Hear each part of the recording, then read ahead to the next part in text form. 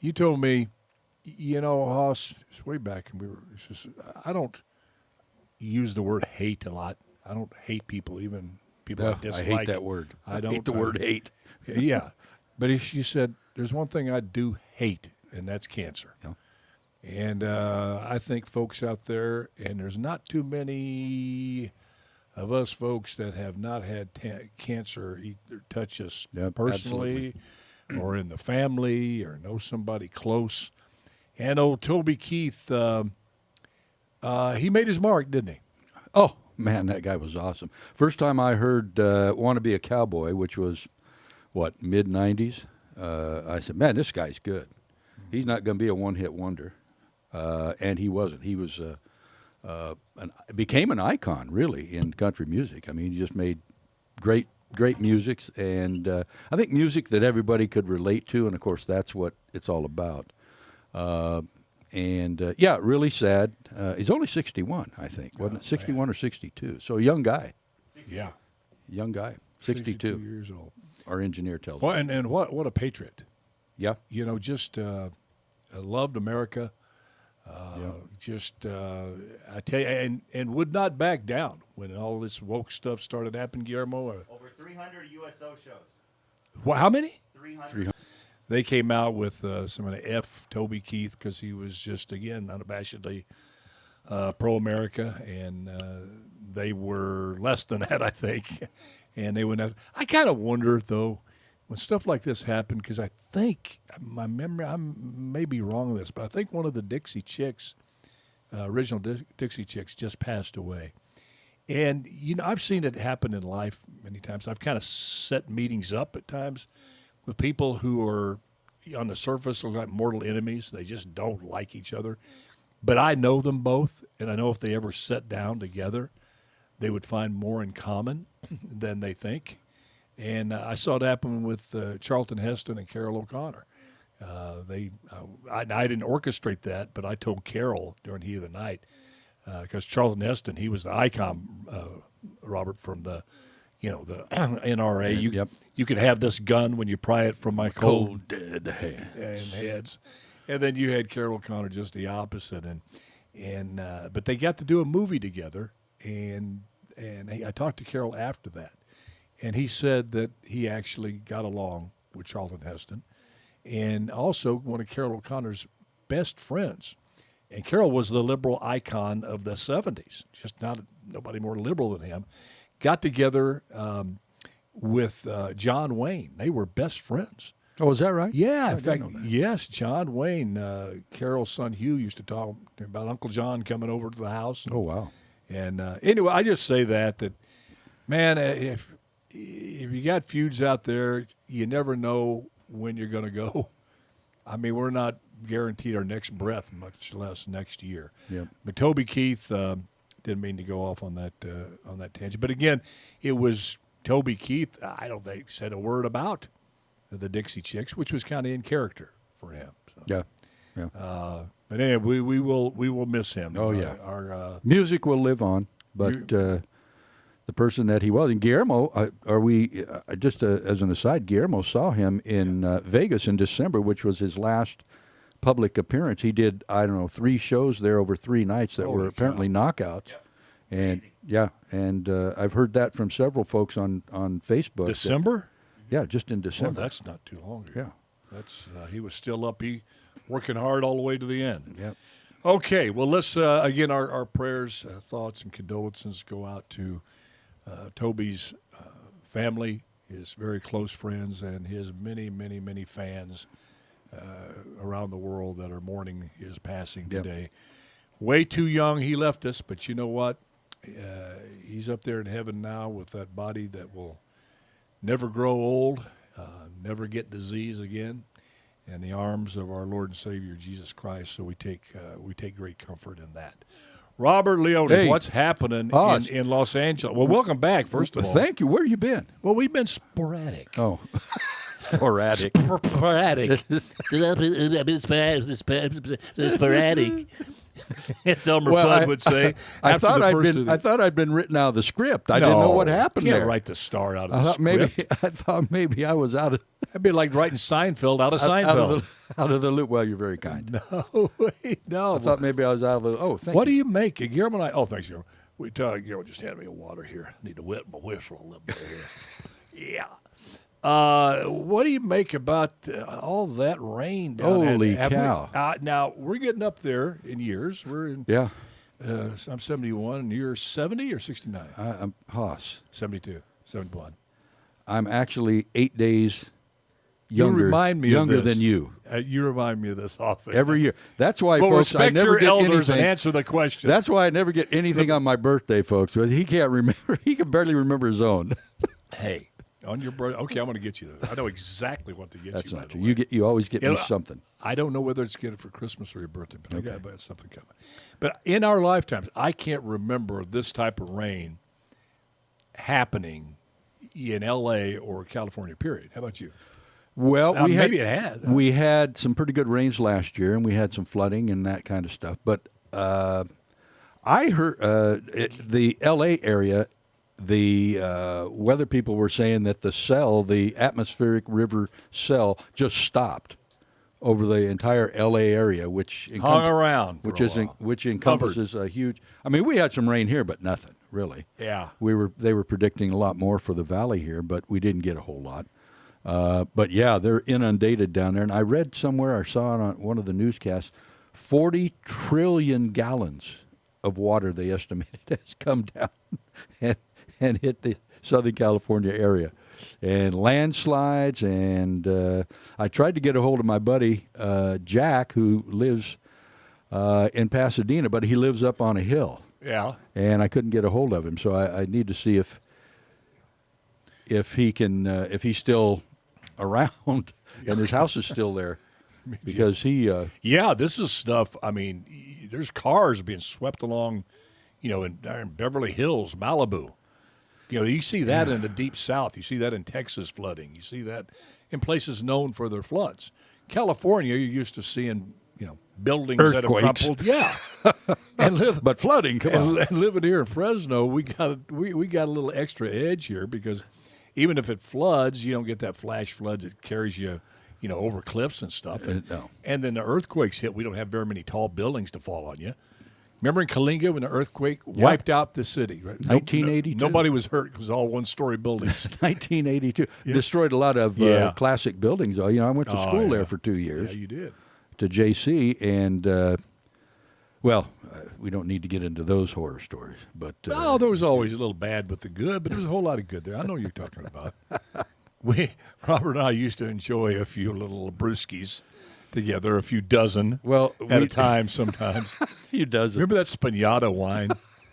The cheapest wine you could get, I think it was 99 cents a gallon. My word.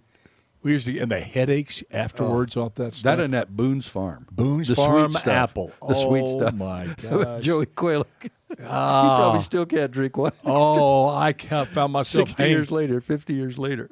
every time I drink that stuff, I find myself on that old porcelain throne, just throwing up. Riding that porcelain bus. And nothing compares to a dry heave. Did you ever get to dry heaves? What do I look like? I was born yesterday? I mean, to make it through that, at Kalinga, you're still turning it on. But I still remember my last dry heave time. And oh, man, I was, as they say, selling Buicks. Buick! Oh, Lord, thank you for delivering me. Those were rough. What were we on? We went from Kalinga being destroyed by an earthquake talking floods to getting drunk and water dry and floods heaves. down south. So we're just classic old guys. Destruction. We just here we go around. We jump and jump and jump and jump. Yeah, especially with history that we have. And people are trying to keep up with us, man. Yeah. Okay, let me ask you a question. Hey. All right.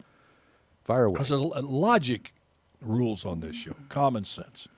Because I'm too smart to get out into quantum physics world. Yeah. I can read it and I can't pass on spell some it, so information. there you go. And, I don't have a PhD from Harvard. Thank goodness. Not that means anything. I was too dumb to plagiarize. I didn't know that was an option. Yeah, I didn't know I could do that. I do that. I could have got straight A's. Yeah. Well, I guess cheating off of Teresa Mendes in high school next door, right next Well, to and her. that's close. Yeah, she was straight A student. Yeah. But let me ask you this. Yeah. Let's use football, for example. Okay. Patrick Mahomes, Yeah. winning quarterback, Yep. obviously. Wins a lot. Yep. This season in the Super Bowl didn't have one of the best regular seasons, but a winner. Yep. When you think of Patrick, when you think Oh, yeah. of the Chiefs, you think of a winning team, right? Well, let's kind of transfer that analogy to the world stage and the war in Ukraine and Russia. I open up my news feed every day, have for the last couple of years since this war started. You read the news feeds, and you would think from reading the news feeds, and I'm talking about 99.9% of them, whether it's CNN, MSNBC, The Guardian, you could go on and on with the Time. They all have their daily feeds there, and all of them are covering this war as well they should. But if you read them every day, you would come to the inescapable conclusion that Zelensky is Pat Mahomes and the Ukrainian army is the Chiefs. They've just been winning and winning and winning and winning and winning, and Mahomes has been throwing touchdown after touchdown. Now, if you're winning like that in football, and you suddenly said, you know what, we're gonna waive Pat Mahomes. we're gonna cut Pat Mahomes because he hasn't performed well enough. Now you got it. Well, Zelensky did the equivalent of that, or is getting ready to, and fire his head of the army, this fellow Valery Zaluzny, and I know I'm murdering that last name. But I ask you, Robert, I've always said there's no way you're going to beat, that Ukraine is going to beat Russia in this war, the war of attrition. They got too much of everything. They got too many people. They got too much equipment. They got the production capabilities. They started off slow in the first quarter. You want to keep that football analogy going. And then they got their act together, and now it's a war of attrition. And they have tucked in as a last resort their nuclear capabilities, which is second in the world.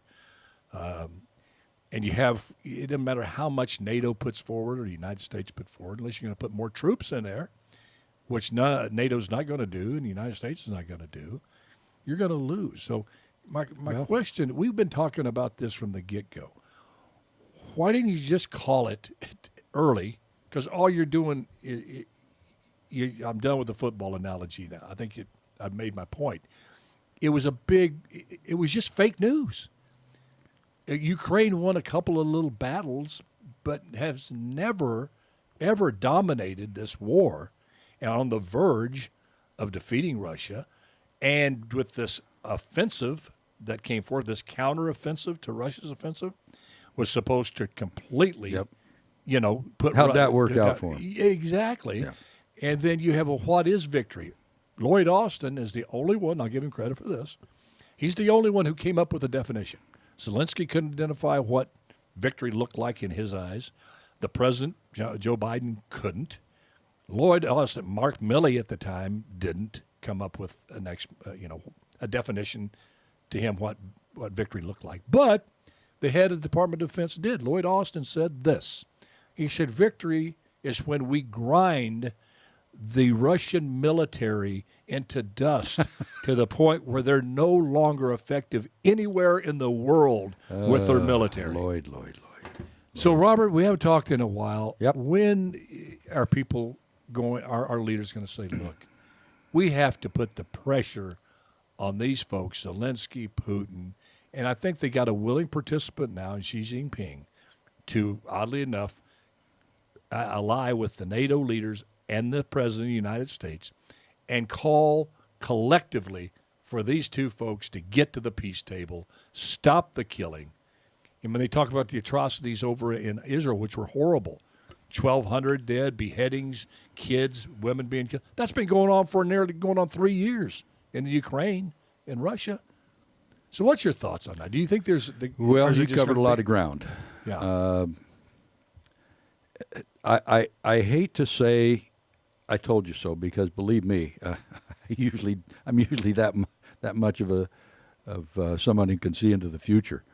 But what did we say from day? I respectfully disagree with that. Wait, what did we say from day one, Haas? And we're now on day 713 in this Ukraine war.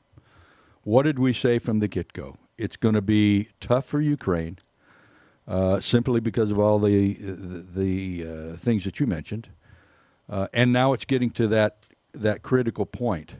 They're low on ammo. They have personnel shortages all over, the failed offensive. They need more troops. So now Zelensky says we need a reset. A new beginning is necessary. And as I understand it, he and what the heck does that mean? Valery, well, exactly. He and Valery Zaluzhy, however you say his name, I hate to. Very popular guy in Ukraine, by the way. The troops love the guy, apparently, from what I'm reading. He's very popular with the general public in Ukraine, but Zelensky needs to, I think it's a desperation move, to be quite honest with you. When nothing else is working, if it ain't working, fix it somehow. I think it's a desperation move because I think he knows. Look, Zelensky's not a dumb guy. He's a bright guy. He knows what's going on. And just like you mentioned, it's getting to the point of critical mass now that he's got to do something to try and turn this thing around. I don't think he can, again, because of all the things that we mentioned over all of these many months. He just doesn't have the manpower. They're now admitting they don't have the ammunition, they don't have the personnel. The counteroffensive went kaput. So he's in dire straits, and I think it's just a move of desperation. It'd be in your football analogy. It would be like when the Browns went to Joe Flacco this year because it was desperation. They had to do something. Well, Flacco came and won a couple of games for him. But I think it's the same type of thing. Only unfortunately, getting away from the sports analogy, it's a matter of life and death. Mm-hmm. So I think it's a desperation. And he's also planning on. He's considering removing General Staff Chief Servici Shaptala, another high-ranking military man. So it's not a good sign. I think he's shaking things up. I think in my and you don't do that if you're winning, right? Desperation. No, right? You're going to replace Patrick Mahomes with the third stringer going into the Super Bowl. If you're winning, why would you change? You wouldn't change if it ain't. And that's broke, why this don't fix it. That's why, folks, you can't believe what you read in these, especially this legacy news, Robert. Bald-faced lie that Ukraine was dominating this war. Well, I mean, they were never dominated. Never, war, Hoss. Never dominated. I mean, and I understand it, and I agree with you, Robert. Let me ask you this: we forget sometimes these leaders, Donald Trump, Joe Biden, Zelensky, leaders throughout history, big broad tent. Let's throw it everywhere. We tend to mythologize these people and dehumanize them. That they don't feel the same things we do, or not susceptible like we are to pressures of life and normal things, whether it be relationship problems or what have you. And we know, if we sit back and just think about it, that all human beings are susceptible to having so much pressure on them that you don't think right. And that's not a big flaw. That's just being human. And I think with Zelensky, you have a guy, this surprise attack out of nowhere. I mean, the guy was a comedian. He didn't go through West Point or the Ukrainian equivalent of a military academy where you thought about war a lot. You prepared for war, not only tactically, but mentally and emotionally. How do you lead an army? All of that's taught at these academies. He didn't have any of that. And you're looking at 3 years now as I think there's two things. I think he's feeling unbelievable, almost unbearable pressure that this whole nation of the Ukraine is on his shoulders there. And I think he's fatigued to the point where it's really affecting his judgment. And I think it's obvious that these generals, who the public likes, they like Zelensky. But I think he needs to step down and have somebody who's not as worn down and worn out by this crazy war to be able to make a pragmatic decision, because I think he is so full, in addition, so full of hate and rage towards Putin, and he's personalized it. That's the problem. When you personalize it. Right. Bad idea. You know, Lincoln didn't personalize it with Jefferson Davis. In fact, that's why he pulled out after the Civil War. They could have wreaked havoc on the South. South was defenseless. He showed a lot of mercy on Jefferson Davis and the Confederate Army. He says, and Robert E. Lee, Ulysses S. Grant. Now, Robert E. Lee says at their meeting when Lee surrendered, his words to Grant asked him, "Well, do you accept these conditions of surrender?" He says, "I do, and I find them very, very friendly and magnanimous, and thank you," because the deal was just stop fighting and go home. Can we do that? Can they do that at Ukraine? Say, look, okay, what do you think, bro? Well, because anything other than being able, I just think he's worn. You got to get somebody in there who's not as shell shocked as Zelensky. I think the man, God bless him, you fought the good fight, you did a good job, but you got to get somebody else in there, because, I'll end this and I want to get your take on it.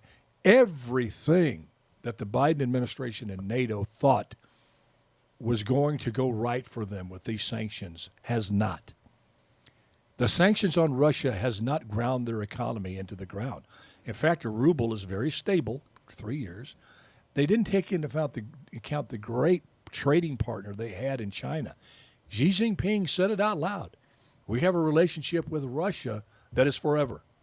We are joined at the hip. We are partners. So that China, the second largest, and some would say the largest economy in the world, was on Russia's side. And we thought the people just were looking for an excuse to either assassinate Putin or beat him at the ballot box. He has never been more popular with the people than he is right now. They did a poll. That's why you don't see it all over the news. They did a poll. 81% of the people in Russia support Putin. I'm not saying I think the man's a killer. I don't like the guy. Yeah. But you have to realize reality and address reality if you want to get any kind of resolution to that war. You are not going to beat Vladimir Putin and Russia militarily. No. It's going to be a negotiated settlement, and it needs to start now. What's your... Well, I think maybe Zelensky ought to heed his own words.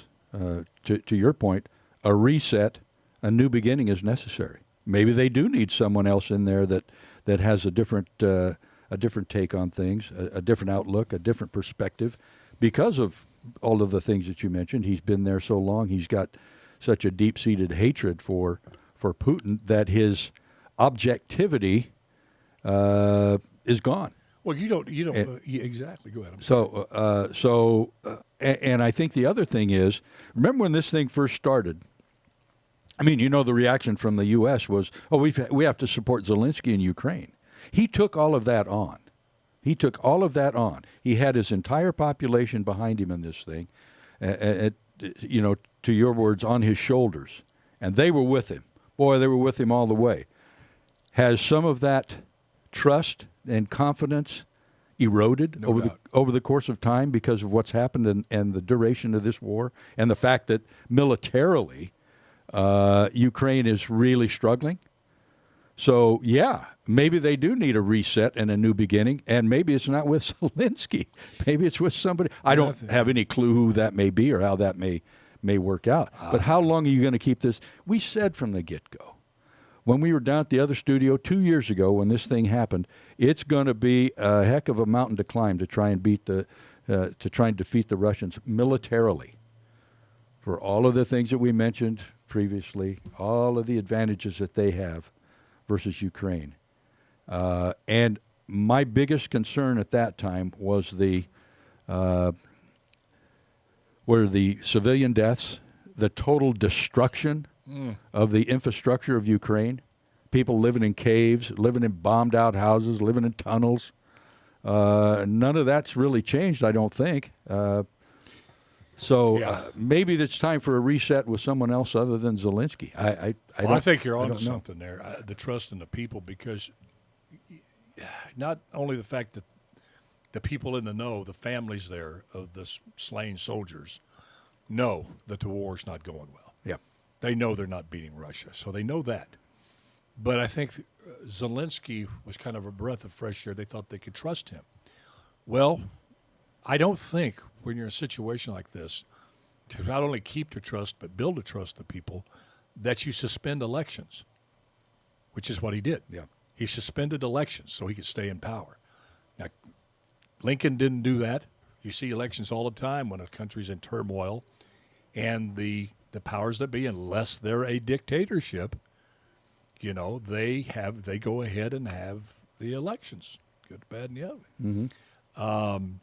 And he did that, and then he also shut down many of the media outlets that were critical of him. Any kind of criticism of the war, and he shuts you down. Now we're defending what's supposed to be a democracy. The last time I checked, suspending elections and shutting down media that you disagree with sounds like, hey, Joe Biden. Exactly. I mean, we also talked about that, the fact that it was maybe democracy in name only. I don't know. But you're right. He's got I got think a lot of problems. Well, you know what I think might happen? When is the dang thing going to end? Well, that's what I'm concerned about.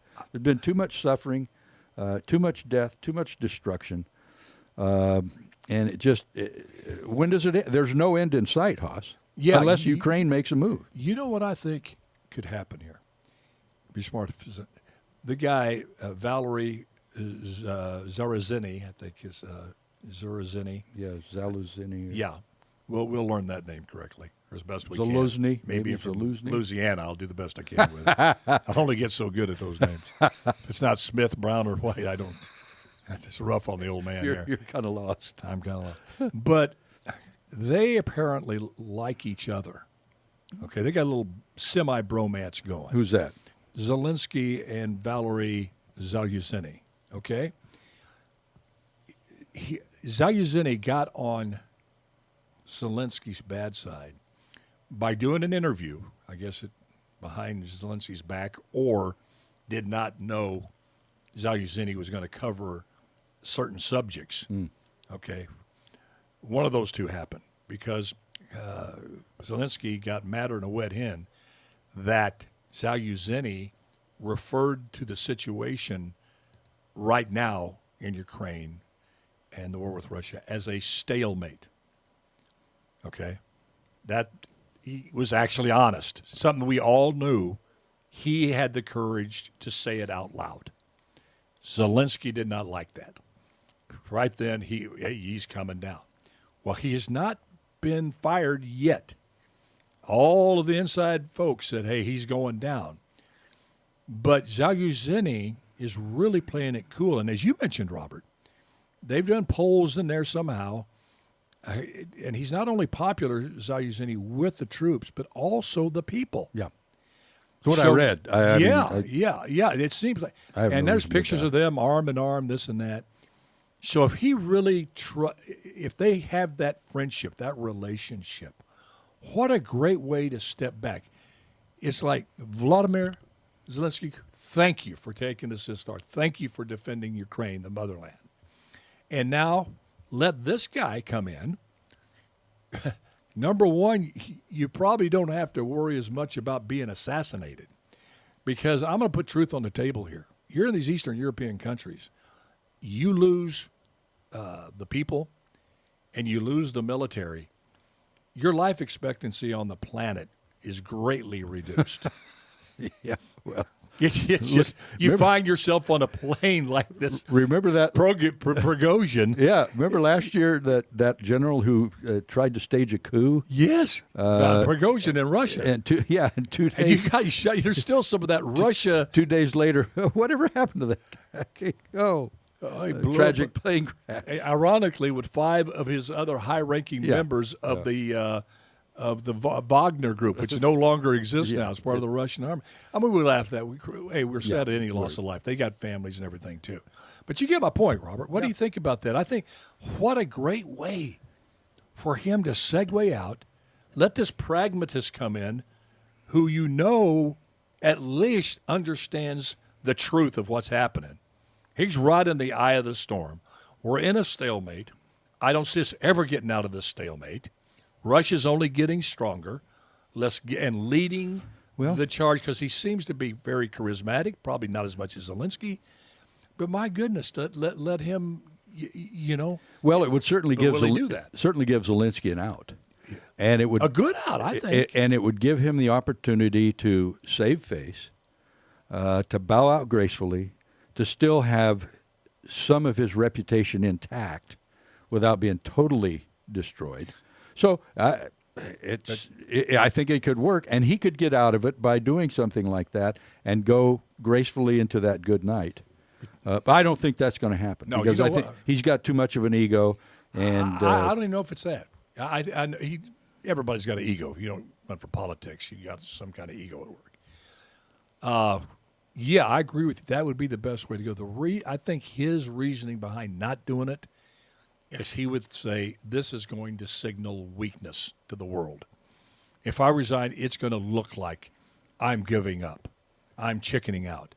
So rather than doing the right thing strategically, and I think, will there be some that process that move that way? Yeah. But I think there's more that would see it as a very smart, pragmatic move. I think NATO would be more willing to get behind the Ukraine in the long run for him doing that, having a guy, because he's having a military guy. He's done his part as Zelensky. You've got a real military guy in there that says, okay, I'm at the table. I'm willing to try to negotiate this. But if you don't, Russia, we're not going to lay down our arms. You'll just have to kill every single Ukrainian. Well, and see, there and, you and go. Putin doesn't want to do that. So you need a military guy. Russia's got their military guy. Putin was in the KGB. He's got all of that background, military background.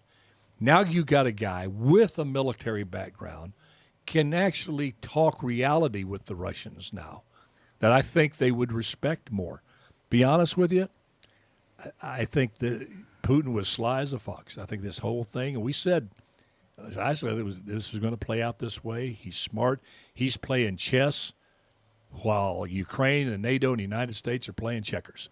You knew that there was only so much money that Congress was going to approve for this war in Ukraine. Well, now that's another good point. Yeah, they weren't a NATO. They still are not a NATO ally, and American people weren't going to put up with it with a blank check forever. Putin knew that. So I just hope that something happens, that Zelensky bows out. And again, not because, Vladimir, you've been a bad leader. God bless you, man. Who could have thought a comedian in a TV series is, could do what you did? Next thing you're going to tell me some out-of-work actor is going to run for mayor of Fresno. And that's just a silly notion. And so I don't know who would come up with that crazy idea. Crazy idea, man. Okay, we're not going to take a commercial. I want to, and I'm going to make a concerted effort here, folks. I'm going to look you right in the eye right now, because this is going to be a challenge to my trigger mechanisms. Oh, here we go. I know truly, because I'm here on the show and I get passionate about things sometimes, but I may have been mindful ever since I turned 34 to try to be, less triggered, meaning where you let emotion carry the day rather than your common sense and your mind. You live on what you know, not what you feel. If we just live on what we feel all the time, there'd be arguments. There's enough people doing that right now. Yeah. So I'm going to do my best as we discuss this next subject, Robert, and not get triggered. And that subject it is, because I don't want to speak for you. You can speak for yourself much more eloquently than I can. Did you see that video of these illegal immigrants attacking those New York cops? I did not. Okay. All right. Fill me in on that. Well, you need to see it. Okay. Here's the scenario. You had about 14, 16 illegal immigrants. They've determined to be 19 years old and younger, most of them young men, that were out strolling. They had these pickpockets, little gangs out of this microcosm of 16 that were walking in the street that the cops knew about. The cops approached them. I guess they caught a couple of them picking pockets. The next day, they were going to arrest them, one of them. Next thing you know, they knocked the cop to the ground. All 16 of these kids turned like rabid animals, really acted. I'm not calling them animals, but they acted like it. Went after these two cops, knocked them to the ground, and I mean, they're going for the kill shots. They're going kicks to the head. Thank God none of those landed. There were some glancing blows. Beat them, and I mean rearing back, coming out, seeing the cop's head on the ground from the back, kicking, missing. They arrested 4 of them, I believe. Okay, 4 of them went in. Of course, no cash bail in New York. Yep. There's so your problem. They're out. As they walk out, the cameras are on them, and they flip the bird to the camera with these smirks on their faces. They knew exactly how the American system works. My point is, were these immigrants ever vetted? We know it's a rhetorical question. Yes, it is. Of course they were not vetted. And if they were vetted, I would bet you my bottom dollar that's not the first crime they perpetrated was in the United States. These kids had the attitude, the actions, and that's why when Trump says, these countries sometimes are not sending us their best. If these are asylum seekers, then my face looks like Brad Pitt right now. Okay? Okay. And what better example to tragically show why you have to secure the border? It's not racist. It's these cops want to come home to their families. They're just out doing their job. And these pack of wild, out of control, illegal immigrants. And for a while, I started calling them undocumented. This is bull crap. When there's families coming over that want to get a better life. When I know exactly who that person is and I know their background, and that's true, I will refer to them as undocumented. But these guys, these young, crazed individuals, are illegal immigrants. Well, Alan, no human being is illegal. Sorry, beg to differ. We'll figure that out in heaven. If I get a tongue lashing from Jesus on that, I'll take it and say I'm sorry. But I'm calling it out right now. These people are illegal immigrants, and there is a percentage that are illegal and extremely violent. When are we going to? It's simple. And all of this stuff about the Senate bill, Bobby, what's your thoughts on this? Because they got this mishmash. This Senate bill that's coming out is a disaster. It just makes it easier to keep doing. It makes it more susceptible to the border. We'll go into details on that either tomorrow or the next day. But the president has the power, like Trump did, to shut down the border right now. Yep. And when he did that, he cut illegal immigration by 70% the last administration. That's all Biden has to do. Why doesn't he do it? And do you think this – you got to see the video. And after this incident, do you think there's any chance he's going to do that, or are they just going to just play politics with this Senate bill? Yes. They'll play politics with the Senate bill because let me back up and address the attack on the cops, especially in New York, as well as here in California. There's no ramifications for these kinds of acts. You have no bail system in New York State, and even if you did, these guys would go in, get booked, and be out in 3 hours. So there's no teeth to the law, and these guys know it, and they know they can get away with it, so they do it. Why wouldn't you if you were a criminal? If you can commit criminal acts, knowing that those criminal acts are not going to be prosecuted, well, heck, I'll go pickpockets all day. I can make a bundle of money. And assault on a police officer, I guess my question would, why? This is the other issue. The police now have their hands tied. You can't use deadly force. You can't do this. You can't do that. And you can't even carry batons. Yeah. So exactly. So this is what you get when you have and maybe a firm grasp of the obvious, but this is what you have. What you get when you have a lawless society, or a society that has laws that won't enforce them. That's number one. The Senate bill that's not going to be passed because the Republicans are not going to go for it is simply a deflection on the ineptitude of the Biden administration to heretofore previously enforce immigration laws. So what's going to happen is the Democrats will take credit for coming up with this new bill. The Republicans won't pass it. And now it's going to be back to finger pointing and saying, see, we had a plan, we had a bill, and it was going to work, but the Republicans just don't want to get any kind of immigration reform passed, and it's all their fault. And that is simply to deflect from the further ineptitude of the Biden administration in protecting American citizens. Do you think they're hiding the guys they have all of this. Do you think they're making a colossal misread, the American people? Because this bill, the American people right now, it's like you've hit the iceberg, okay? The water's coming into the ship. You can find out why the iceberg was there in the first place later, but you got to keep your ship floating. Mm-hmm. You can't sit around wondering where the iceberg. You got to fix that. That's what's happening now. You're getting over 300,000 that came in just last year.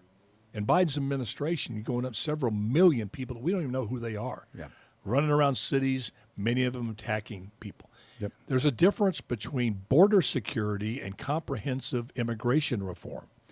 This and closing the border, having a more. But they do go hand in hand. Well, this bill, we're so used to it.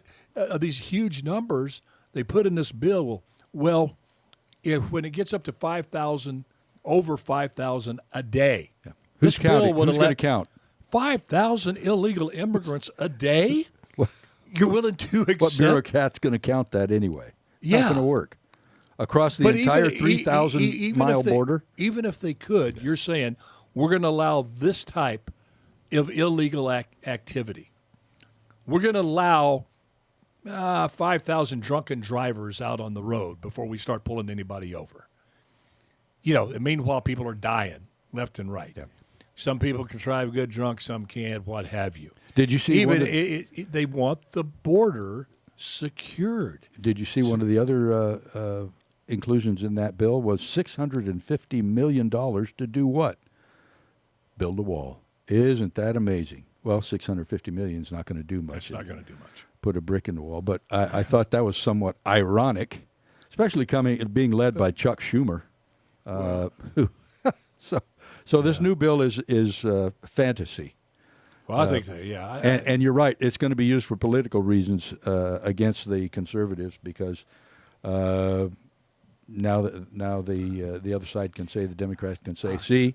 I think that worked in the past. I think what is happening slowly but surely is the woke left's, the far left's biggest nightmare, the worst nightmare is starting to happen, and with increasing speed and in demographics they thought they would never have to deal with, and that is people are becoming smarter and more aware and more informed.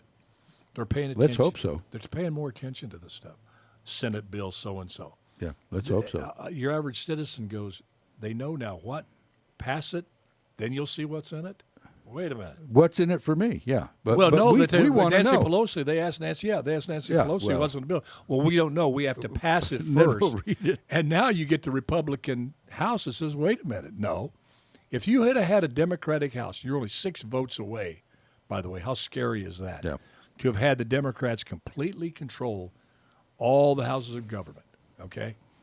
This stuff would have sailed right through. You would have never known that, the Hunter Biden was out doing what he was doing. The border would be even more open. They would put together a bill that would tie the hands, not only keep illegal immigration at historic levels, it's destroying this country because we can't afford it. It's not a racial issue. You just can't afford whatever color, whatever country, whatever planet they came from. America cannot pay for these kind of numbers. That's exactly what the far left wants. But if they would have had control, that they would not only have opened the border more, they would have codified language that would have tied the hands of any future president to ever change it. Mm. And you know what's in this bill? Those exact measures are in this Senate bill.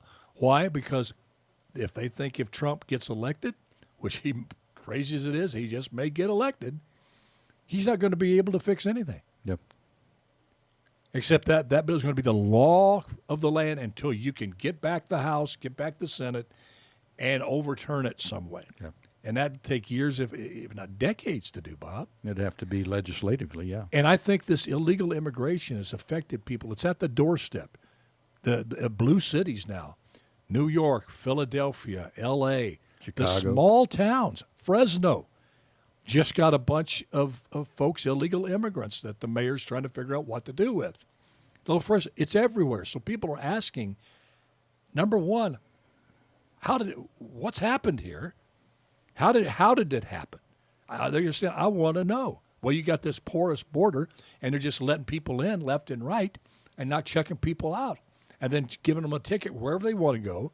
And by the way, all they have to do is say, I'm an asylum seeker. Right. I'm running for my life. They get free food stamps, free health care, free rent. They get a cell phone. They get an EBT card that you're paying for till we can't pay it. And we're $35 trillion in debt already. But you got a woke left movement, Robert, that thinks that should happen. America should be brought to its knees economically so it can no longer be an influential power around the world. That's their goal.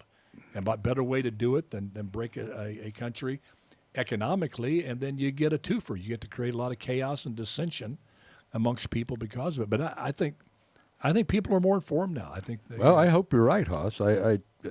That's always been my issue here in the last 20 years, that people are not informed, and they're not taking the time to look at all the issues and make a value judgment on what's in front of them. They're just voting blindly because that's the way we've always done it, that type of thing. But hopefully that will change. Well, I have faith. I've got the strong inclination. I've got faith in God, but strong inclination that it's going to be different. I think you're going to have a new president. Come 2024 here in November. Well, our clock's running out. I don't hear any music, so we're going to sign off for now, folks. God bless you. Love you. Good Lord willing, creek don't rise. Just do your best and let God do the rest. Robert, thank you for coming back. Always a pleasure, also. Yeah, thanks for asking me. It's just not the same without you, buddy. Love you all. Bye-bye now. Until